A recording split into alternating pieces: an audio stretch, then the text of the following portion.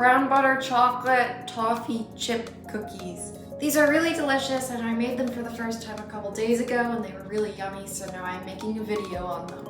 First, you are going to take 2 sticks of butter and you're going to put them in a pan, and then you're going to melt them until it starts to foam, and then you're going to keep going until it gets brown.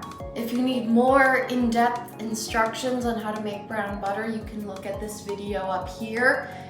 And I'm not going to film this bit because it's pretty boring, but it's a very important step because it makes it taste really good. Once your butter is nice and brown, you're going to turn off the heat and you're going to pour it into your mixer bowl. You're just going to set this off to the side for a minute.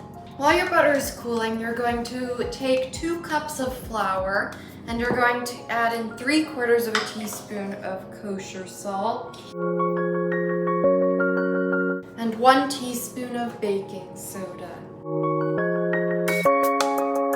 And you're just going to stir that together and set it off to the side for later. Now you're going to add 1/3 of a cup of granulated sugar and 1 cup of brown sugar to your brown butter. And you're going to put this in your mixer and attach a paddle attachment. And you're going to beat that on medium speed for about 1 minute.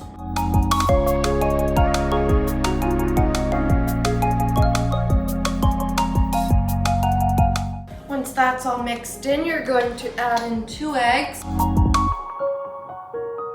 and 2 teaspoons of vanilla. Then you're going to beat that in on medium speed for about 30 seconds.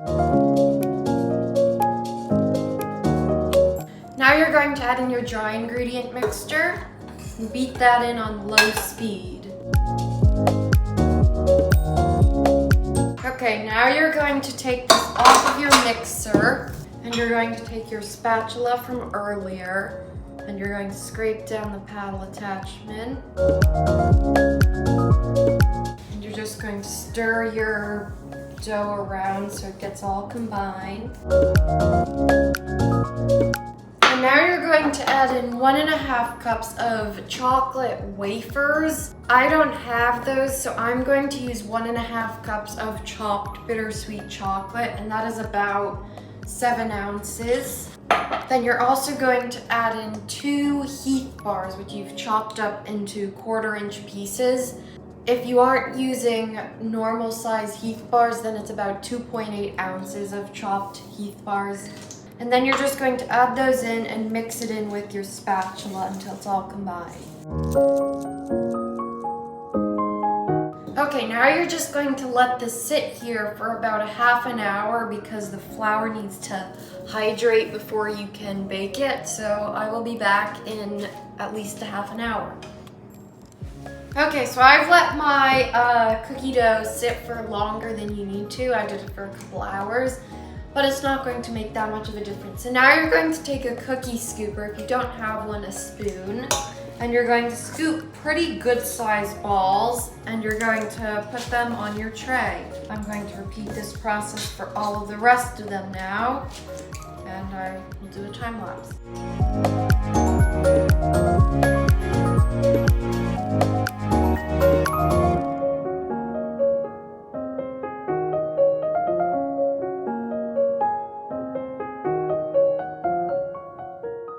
Okay, so now that I've done all this, I'm just going to sprinkle these with some flaky sea salt.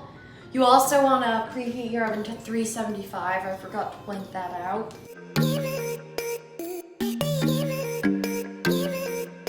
When your oven is preheated, you're going to put these in for 9 to 11 minutes, and I will be back when they come out. When your cookies are done, you can take them out of the oven and let them cool.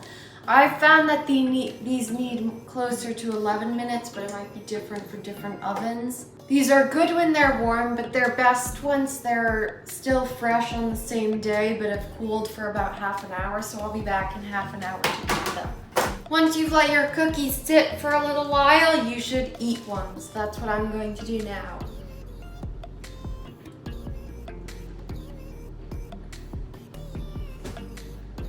These are really good because you get the brown butter taste with the chocolate chips and then the extra crunchy Heath toffee bits. and you should definitely make them, and thanks for watching. See you next time.